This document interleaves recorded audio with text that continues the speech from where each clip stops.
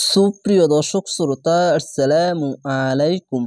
শব্দ বুঝে কোরআন শিখেন সহি শুদ্ধভাবে, এই ক্লাসে আপনাদেরকে স্বাগতম। আউযু বিল্লাহি মিনাশ শাইতানির রাজিম। বিসমিল্লাহির রহমানির রহিম। ওয়া ইজা যাওয়ার পাশে খালি আলিফ, এক আলিফ টেনে পড়বেন। ওয়া যাওয়ার ওয়া, হামজা জের ই, ওয়া ই, জাল আলি যাওয়া যা। ওয়া ইজা আলিফকে হামজা পড়বেন কেন? যে যাওয়ার পেশ যদি আলিফের ওপর নিচে আসলেই আলিফকে হামজা পড়তে হয় বা হবে। তাওয়াল, তাই বা তা, ওয়ালাম যাওয়ার ওয়াল, তাওয়াল। লা, লাম খাড়া যাবার লা, খাড়া যাবারে এক আলিফ টেনে পড়বেন। সা, খাড়া যাবারে এক আলিফ টেনে পড়বেন। সিন যাবার সা, আইন খাড়া যাবার আ, সা। ফিল, ফালাম জের ফিল। আরদি, হামজা র যাবার আর, দদ দি, আরদি। লি ইউফসিদা, এই দা না বলে এই লামের সঙ্গে, সরি এখানে লাম নেই, আমি ভেবেছিলাম এখানে, তো এখানে দা। লি ইউফসিদা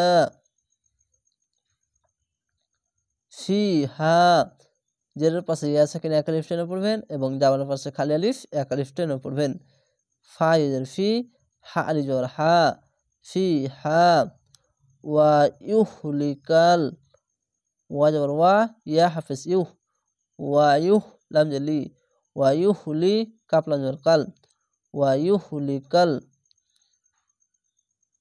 হারসা, হার যাবার হার, সা যাবার সা, হারসা।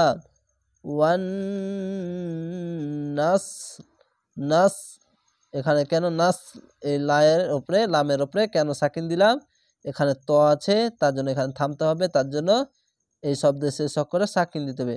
প্রথমে নুন সিনেমা নাস, আর ফের লামের ওপরে সাকিন দিয়ে নাস, নাস, এভাবে থেমে যেতে হবে। এখানে হচ্ছে ওয়াজিব গুন্না। এখানে দেখেন ওয়াজিব গুন্না দুটি, মিমের ওপরে তাজদিদ এবং নুনের ওপরে তাজদিদ থাকলে ওয়াজিব গুন্না হবে। তো এখানে দেখেন ওয়াজিব গুন্না নুনের ওপরে তাজদিদ, তার জন্য ওয়া, নুন যাবার ওয়ান, এখানে ওয়ান নাসল, না কয়ে নাসল, নাসল, এভাবে অক্ফ করবেন। ওয়াল্লাহু, খাড়া যাবার এক টেনে পড়বেন, আর আল্লাহ লেখাকে মোটা করে পড়বেন কেন? যদি আল্লাহ লেখা থাকে তার ডান পাশের অক্ষর যদি যাবার পা পেশ ওপরে থাকলেই কি পড়তে হবে? মোটা করে পড়তে হবে। লা, যাবার পাশে খালি আলিফ এক আলিফ টেনে পড়বেন। লাম আলি যাবার লা। ইউহিব্বুল, এই লামের সঙ্গে মিলবে। ইয়া পেশ ইউ, হা বাজার হিব, ইউহিব, বা লাম পেশ বুল, ইউহিব্বুল ফাসাদ, এখানে কলকলা হয়ে যাবে কেন? এই শব্দের শেষ অক্ষরে সাকিন দিতে হবে, এখানে আয়াত আছে, থামতে হবে, তার জন্য সাকিন দিতে হবে, দিয়ে কলকলা হয়ে যাবে। এখানে দেখেন কলকলা হরফ কয়টি? এখানে দাল আছে দেখেন, এবং এখানে কলকলা হরফ, কলকলা হরফ কয়টি? 5টি।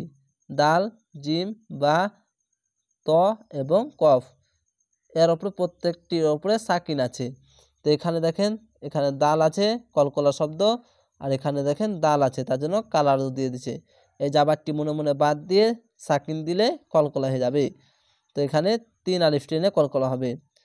ফাসাদ, যাওয়ার পাশে খালি আলিফ এক আলিফ টেনে পড়তে হয়, আর শেষ অক্ষরে সাকিন দিলে 1 2 3 3টি অক্ষর 3 আলিফ টেনে পড়বেন, মাদ্দা আরজি হবে, আর এখানে থামতে গেলেই কলকলা হয়ে যাবে।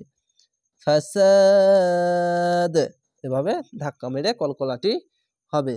আশা করি আপনারা বুঝতে পেরেছেন এই পবিত্র কোরআন কিভাবে আপনারা পড়বেন গুণনাভাবে। এই পবিত্র কোরআন কালার কোডের সঙ্গে এই কালার কোড নিয়মগুলো আপনারা স্পষ্টভাবে বুঝে নেবেন। যেরকম দেখেন এখানে দেখেন ওয়াজিব গুন্না 2টি হরফ এবং কালারও সেম ওরকমই দিয়ে রেখেছি আপনাদেরকে সহজেই বোঝার জন্য। তাহলে ভালো থাকেন, সুস্থ থাকেন। আসসালামু আলাইকুম।